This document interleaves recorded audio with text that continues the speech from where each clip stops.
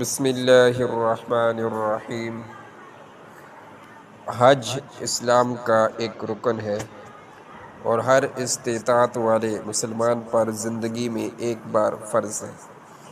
ارشاد الہی ہے اور لوگوں کا یہ حق ہے کہ جو بیت اللہ تک پہنچنے کی استطاعت رکھتا ہو وہ اس کا حج کرے، اور جو اس حکم کی پیروی سے انکار کرے گا تو اللہ تعالیٰ تمام دنیا والوں سے بے نیاز ہے۔ ارشاد نبوی ہے، لوگوں تم پر حج فرض کیا گیا ہے لہذا حج کرو۔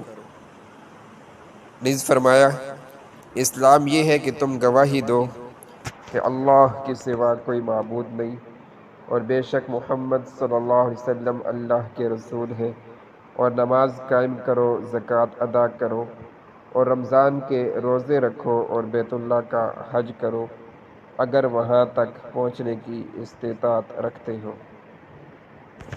حج زندگی میں صرف ایک مرتبہ فرض ہے، اس سے زیادہ کی توفیق ہو تو نور علی نور، لیکن پہلے حج کے سوا باقیہ سب حج نفلی ہوں گے۔ چنانچہ حضرت عبداللہ بن عباس رضی اللہ تعالی عنہما سے روایت ہے کہ رسول اللہ صلی اللہ علیہ وسلم نے فرمایا کہ لوگوں، اللہ تعالیٰ نے تم پر حج فرض کیا ہے۔ یہ سن کر حضرت اقرع بن حابس رضی اللہ تعالیٰ عنہ کھڑے ہو گئے اور عرض کیا، یا رسول اللہ، کیا ہر سال؟ آپ نے فرمایا، اگر میں ہاں کہہ دیتا تو ہر سال کے لیے واجب ہو جاتا، اور اگر واجب ہو جاتا تو تم نہ کر پاتے اور نہ ہی اس کی استطاعت رکھتے۔ حج ایک بار فرض ہے، جو اس سے زیادہ کرے تو وہ نفل ہے۔ حج مبرور۔ حج مبرور کی بڑی فضیلت ہے۔ رسول اللہ صلی اللہ علیہ وسلم کا ارشاد ہے کہ حج مبرور کا ثواب جنت ہی ہے۔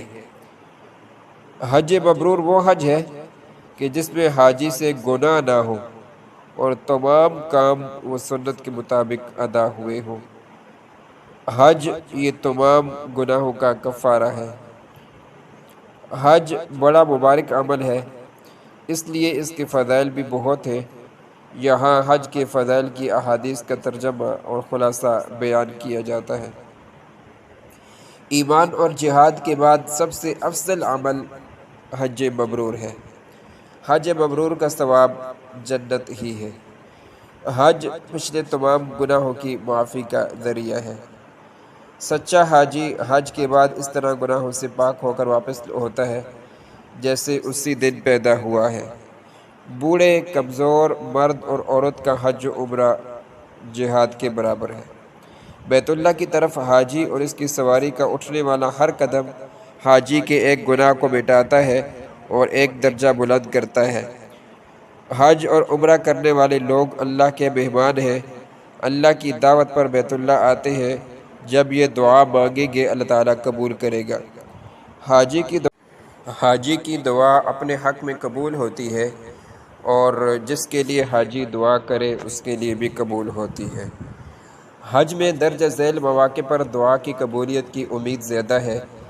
کعبہ مشرفہ کو دیکھتے وقت مطاف، ملتزم، میزاب رحمت کے نیچے، حتیم، حجر اسود، رکن یمانی، مقام ابراہیم، صفا، مروہ، سعی، عرفات، مزدلفہ اور مینا وغیرہ۔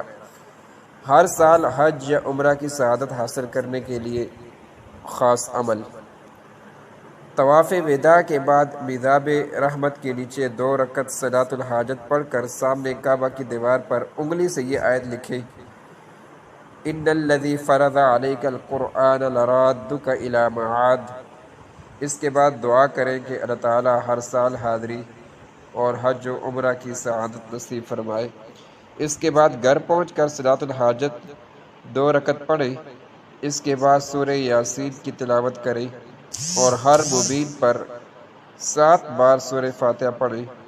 سورت پوری ہونے پر اللہ تعالیٰ سے دعا کریں کہ ہر سال حج و عمرہ کی سعادت عطا کریں۔ انشاءاللہ ہر سال حاضری نصیب ہوگی۔